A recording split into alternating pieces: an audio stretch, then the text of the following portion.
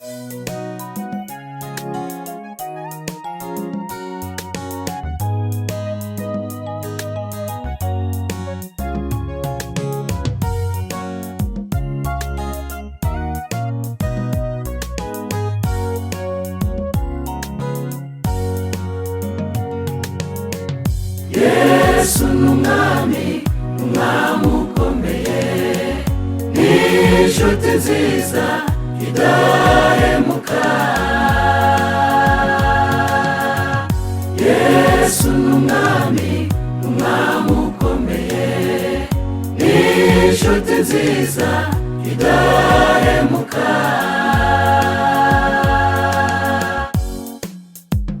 Nagendagenze mw'isi nayitegereje, nabonye abakomeye n'aboroheje, narebye no mu miryango y'aba bana bakundana, nta n'umwe wo mw'isi wasa na Yesu. Nagendagenze mw'isi nayitegereje, nabonye abakomeye n'aboroheje, narebye no mu miryango y'aba bana bakundana, nta n'umwe wo mw'isi wasa na Yesu. Yambereye inshuti nanjye sinzamuvaho, uwo Yesu ampa amahoro mu mutima menshi, yayandi ab'isi batazi. Mwami w'amahoro n'inshuti nziza sinzamureka.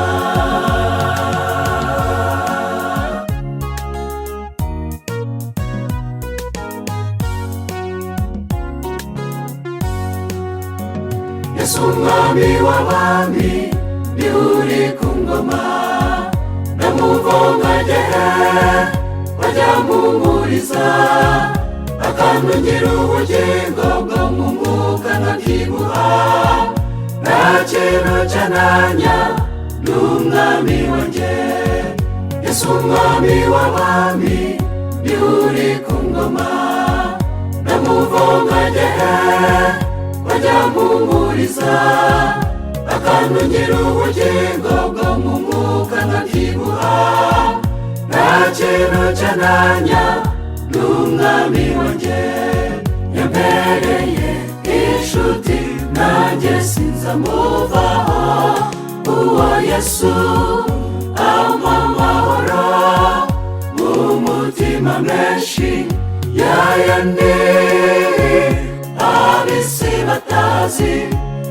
Mwami w'amahoro n'inshuti nziza sinzamureka.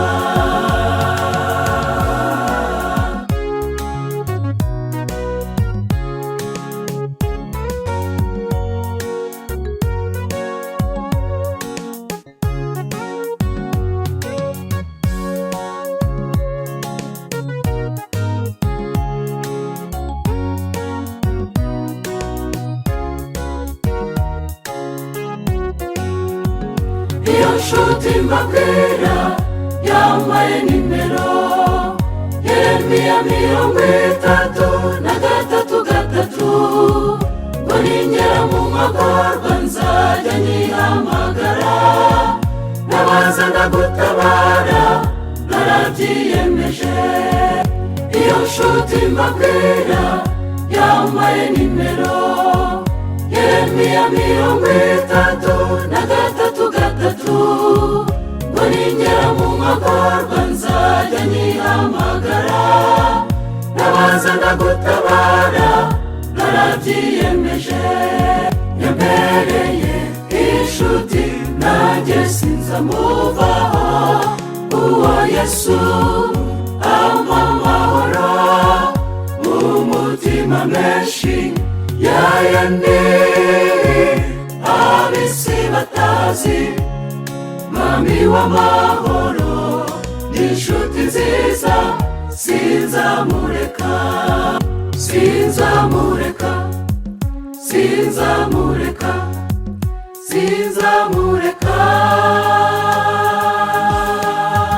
Yambereye yambereye inshuti nanjye sinzamuvaho. Uwo Yesu ampa amahoro mu mutima menshi, yayandi ab'isi batazi. Mwami w'amahoro ni inshuti nziza